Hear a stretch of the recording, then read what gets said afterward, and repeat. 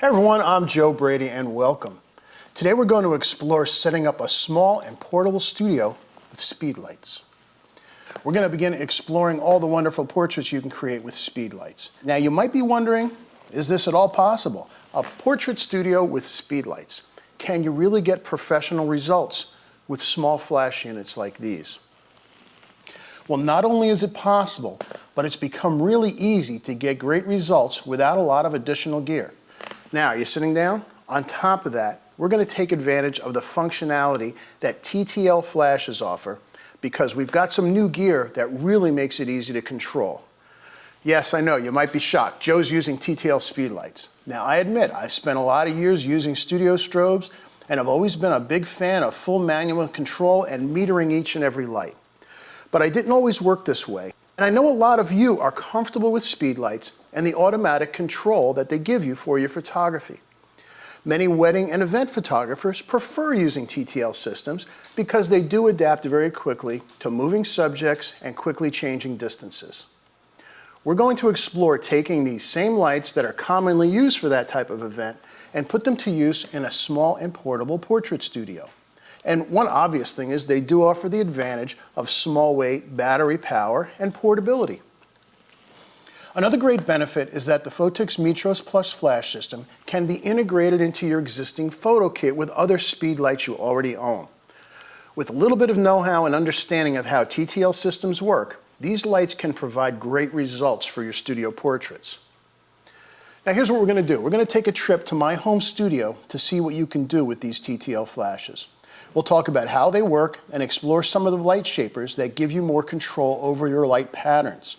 Now keep in mind, this is just an introduction because there's a lot you can accomplish both in your own studio and on location with clients using these lights. Now my studio is very appropriate for this type of gear because it's really not all that big.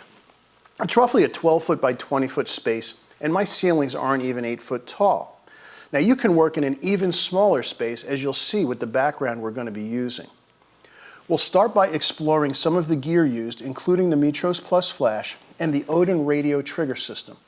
It's also important that you have an understanding of exactly how TTL metering systems work and how to adjust for those times when you're going to need to increase or decrease the flash power. This is common when dealing with either light or dark backgrounds. After this introduction, we're going to put them to use and take some portraits. So let's head to Warwick, New York and Dragonfly Studio and see the Phottix Mitros Plus Speedlights put to work.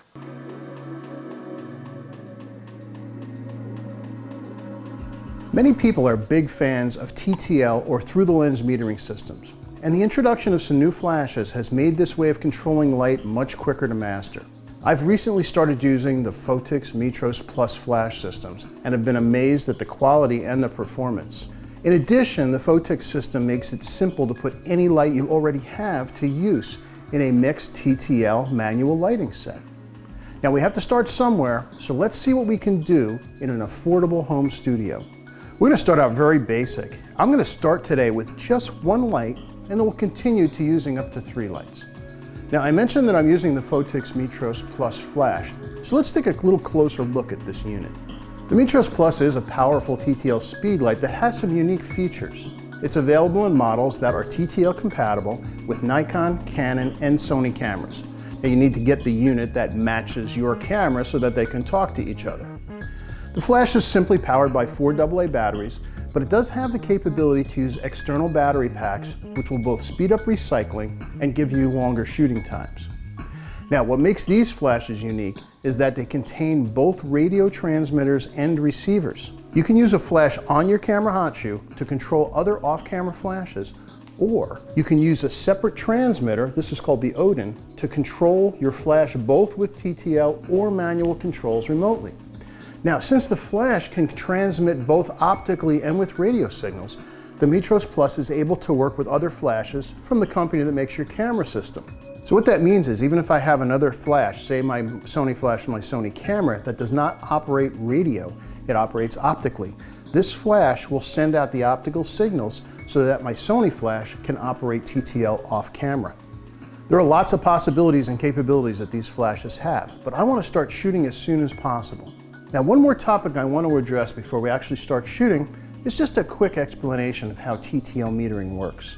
Now, TTL, or through the lens metering, is what your camera does to calculate exposure in any of its automatic modes. Program, aperture, and shutter priority modes on your camera all use the camera's TTL system for this. Now, the TTL system measures the amount of light coming through the lens and hitting your camera sensor. And when it decides enough light has arrived based on your camera settings, it stops the exposure and closes the shutter. TTL flash works the same way. When the camera has measured that enough light has illuminated the camera sensor, it turns off the flash. Now, this works in all modes on your camera, even manual. If your camera's on manual, the TTL flash will adjust its output so that you get the correct exposure based on your settings. In general, your camera sees a perfect exposure as if the entire amount of light hitting the sensor measures out to a middle gray, like we see here on this gray card. Now, this is important to know because there are going to be times when this does not create the best exposure. Now, for an average scene with a mid-range background color, that works great. But if you're shooting on a white or black background or near one of those extremes, the average tone for the correct exposure is going to be lighter or darker than this middle gray. So if you're using TTL metering on a white background, your shot's probably going to be underexposed. Remember, it's averaging the entire scene out to gray. So if you have this huge amount of white, it's going to bring the exposure down so that happens. Now, conversely, if you're using a black background, you're probably going to overexpose your subject because, again, it wants to take that black background and average it out to gray. Fortunately, this is fairly easy to adjust for. Both your camera and your flash have the ability to compensate up and down for just these situations. I can do a flash compensation on the camera. I can bring down the TTL power on the flash. Simply add more flash for white or light backgrounds, bring it up maybe a stop or so, and bring down the power a bit for black or dark backgrounds. With a little practice and experience, you'll quickly learn just how much of an adjustment you'll need to make in these situations so that you get a great exposure. For our studio set, I'm using a simple small fold-up background to do headshots with. It's this thing right here. It's actually made by Denny. This thing actually folds down into a circular case just about this big. Now, for longer or full-length portraits, I'd move up to using a roll of photo paper on a background stand. You can probably see that over behind there. And we're going to use this later on. Both of these solutions make for a very inexpensive yet effective background system for the small home studio. We're going to start making some portraits soon, and we're going to begin with the most simple possibility, one flash on the camera. To get good results with an on-camera flash, you need a way to make the flash bounce off of another surface so that you can add some direction to the light hitting your subject. Now, there are a couple of choices you have when you need to bounce light. You can use a wall or ceiling if it's low enough or close enough. However, since light looks more natural coming from one side, I'm going to simply bounce my flash into a reflector to illuminate my subject. Again, this is a very inexpensive way to add a lot more light size to this small flash. Because it's a larger surface, it spreads the light from the flash as it bounces off the reflector, and this creates a more gentle light fall off from light to dark. All of these flashes rotate left and right and up and down. So I'm going to have our model on the set, and I'm going to position the flash so that basically it's pointing that way. I'm going to bounce it into the flash right onto our subject. So let's get Tristan on the set and we can start shooting. So we've got Tristan on set. Nice to see you again.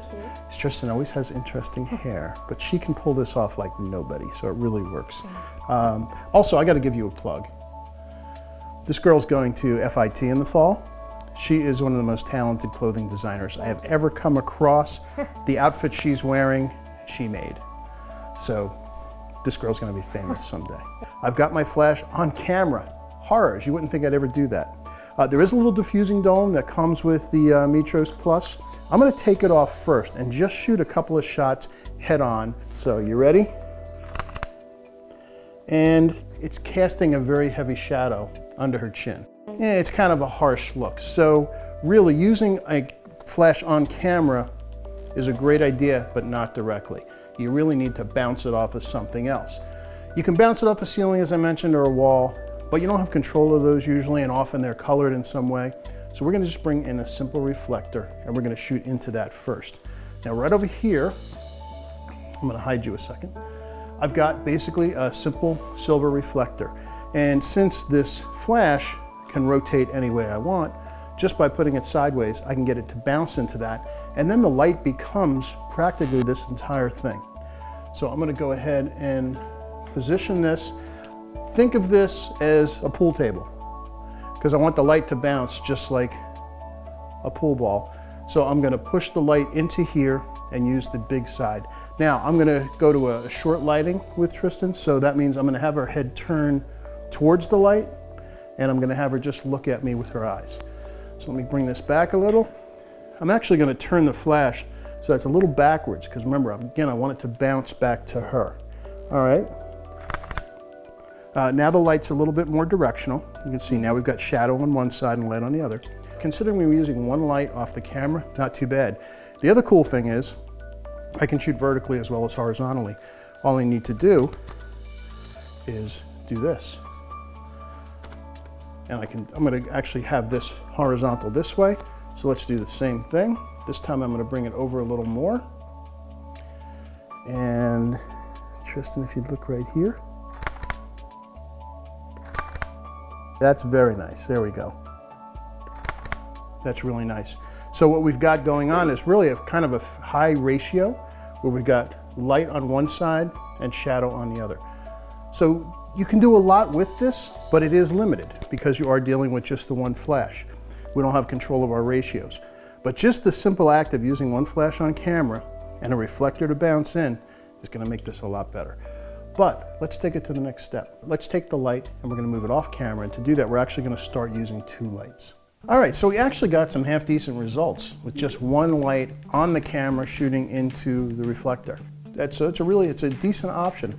And if you need to pull off something quick, one light, reflector is very inexpensive, a background on a light stand. Yes. And you can set this up anywhere you like, and you have an instant portrait studio. We're going to take it to the next step. We're going to use a second light, and we're going to start to use umbrellas.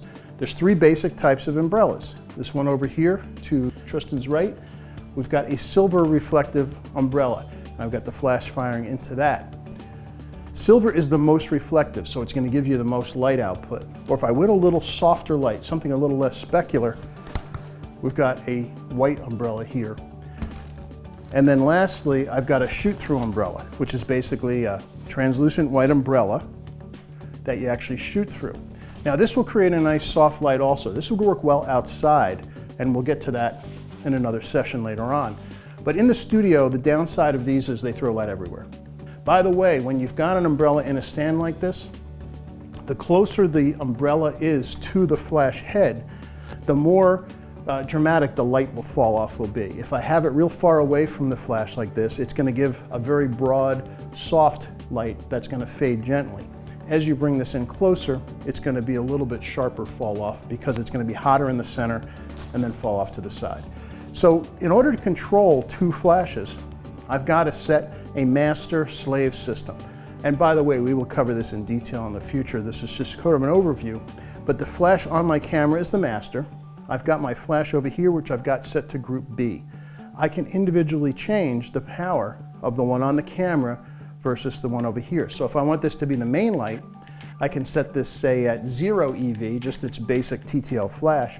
I'll set the one on my camera at -2, so each stop is going to cut down the light by half.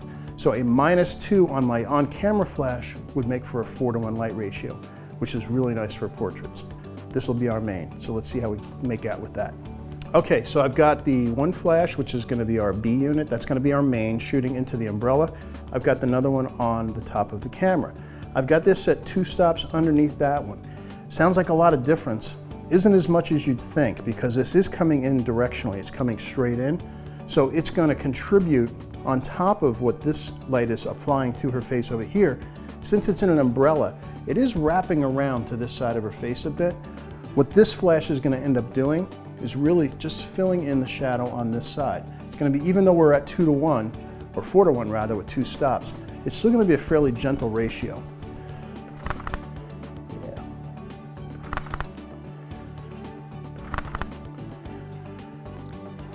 It's still a very gentle light ratio, but now we have much more control over the light.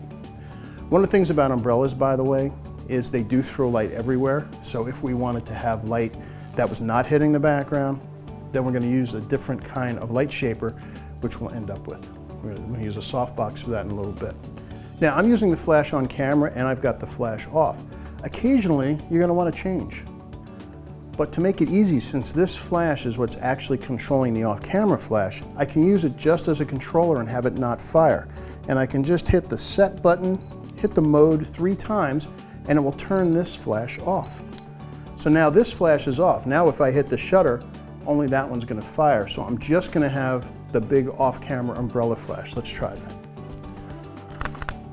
Oh, I like that a lot. What do you think? Yes. That looks really nice. I love the umbrella off camera. It actually gives a much kind of a gentler fall off than we were using when we got just the reflector. It's looking really nice. It also has the background be a little bit darker because I asked Tristan to move a little bit further up. As she moves further from the background, there's less light hitting it and the background's going to continue to get darker and darker. In fact, if you use a light gray background or even a white background, you can almost make it go black if you just keep the light off of it. So I'm going to do a couple more. I'm just going to shoot a couple verticals. Then we're going to use our off-camera flash in a completely different way. Nice. Turn away from me. Kind of put your hand in your hip a little bit, but down. That's it. And yes, right there. Oh, I like that. Actually, that's kind of cool. All right, let's do the same thing, except now, just what you were doing, start to turn back towards me. Tilt your head the other way. And yeah, right there. Yeah, that's nice. So we got some really cool stuff by turning this off and just using the flash on the umbrella. Now we're gonna mix it up. We're gonna use the flash back on camera, and we're gonna find a new use for that. Now we're going to use the second light as a background light and also as a separation light. And I'm going to try that 2 different ways. I'm going to have it off to the side, and I'm also going to have it pointing directly at the back of Tristan's head, so it's going to cause a glow around her hair. It's a cool effect, and it's easy to control. However, because there's some light coming from the back to the front, it can fool the TTL system to think it's got more light than it does. So in this case, I'm going to have to increase the power of the light on the camera. I'm probably going to have to go +1 EV in order to counteract this light that's coming from behind. So 2 different ways. One around her hair, creating a halo. That's appropriate for her. She's always very sweet. And here's the system, by the way. I've just got another Mitros Plus on a short stand. One, I'm going to have it pointing towards her, and then I'm going to point it towards the background. What that's going to do is it's going to create kind of a halo of light that's going to be around her head. It's going to make the background darker on the outside and lighter on the inside, which is going to be kind of cool. Then we'll take the flash and put it off to one side and just have it be a hair light. I'll have it coming down from here, and we'll continue to use this flash on camera. Again, everything we've done leading up to this, I can shoot into the reflector, which I'm going to do as well. But let's see some results. Let's see what we get.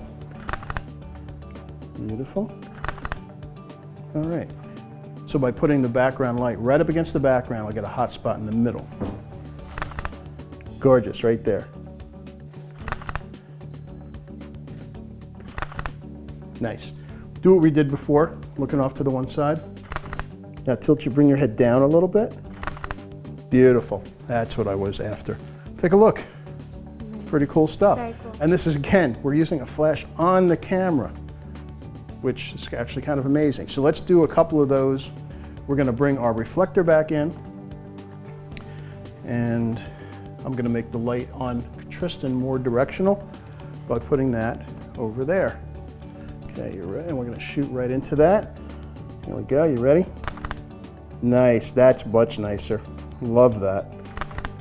Gorgeous. So what this background light is doing is it's serving as a nice separation. You have the dark and the light behind you. It's really letting you, you'd see, it's really letting you separate and show it from the background. Makes it more three-dimensional by doing that. So what's the next step? What else do I need to do? Hair light. So what I'm going to do now is I'm going to use the on-camera flash shooting off into my reflector, which is right over here. And I took the second flash and put it up high. We're going to use this as a hair light. And I've got a grid snoot on here, which will keep the light directional, keep it from hitting all of the side of Tristan. I really just want to focus the light right here and add some light to the top of her head. Okay, let's just get a couple of shots. I'm going to shoot a couple of horizontals and a couple of verticals. Again, to do verticals, I'm just going to put the flash off to one side. I've got my reflector here. I want to make sure it's going to bounce back to Tristan.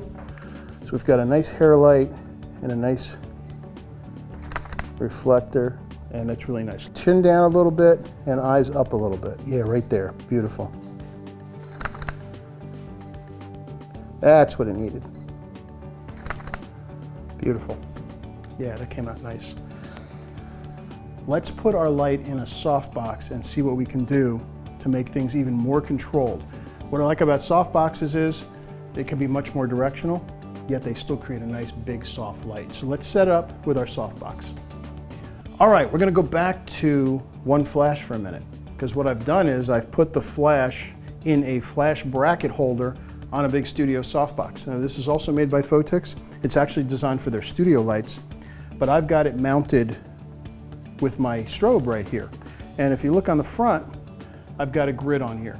And what's nice about the grid is it keeps the light very directional. Doesn't let it spread out anywhere, and that's gonna keep the background much darker. Now I'm going to use the flash on the camera strictly as a controller. It's not going to fire at all. An option that you have, if you don't have two flashes and you just want to start with one, is to get the separate controller. This is an Odin controller, and this is basically all of the electronics controls that are in the Mitros without a flash. It's a more economical way to do it if you just want to start out with one flash and one controller. This allows you to put your flash anywhere. It's all radio, all the same controls, the same power controls, etc. So I've got my main here with the grid. I'm gonna use both with and without the reflector. Let's see how it looks either way. Without the reflector is going to make the side of Tristan away from the light go very dark. It's gonna be a dramatic lighting ratio. When I bring in the reflector, it will open up the shadows just a little bit. They're both valid looks. You have to pick the one you want. But again, the whole idea is we're doing this all in a small studio, tiny studio even, with just a couple of flash speedlights. So let's see what we get with the speedlight in the softbox. Horizontal first. And that is lovely. Beautiful. Now let's bring in the reflector. And notice I have the reflector very close to her because I really wanted to just open up the shadows behind her. Nice, nice. Oh, that's beautiful. Turn your head towards the light more. And yes, eyes right at me. That was it. That's beautiful. You can see that it's opened up where it used to be really almost black there. Now it's opened it up, and that was just with the reflector. So again, that was back to one light. We're using the second light just as a transmitter. So we got some great results with that. We used the background light both as a hair light and to light the background. When we went to a hair light, I put the grid snoot back on it. We've got the big softbox that's creating a nice light. We can adjust the shadows on the far side with just the reflector. So we're gonna do one more thing and we're gonna be done. We wanna try a couple full length stuff. So in order to do full length, this little fold-up backdrop, as great as it is for headshots, just isn't big enough for full length. So we're gonna get rid of this and we're just gonna use our white paper background for a couple of full length shots and see how we make out. Now, since we've got a white background, TTL is probably gonna underexpose it at first shot. So we're gonna have to open it up a little bit, but let's find out. Bend you at the waist a little bit. There we go, that's it, perfect, perfect. Beautiful.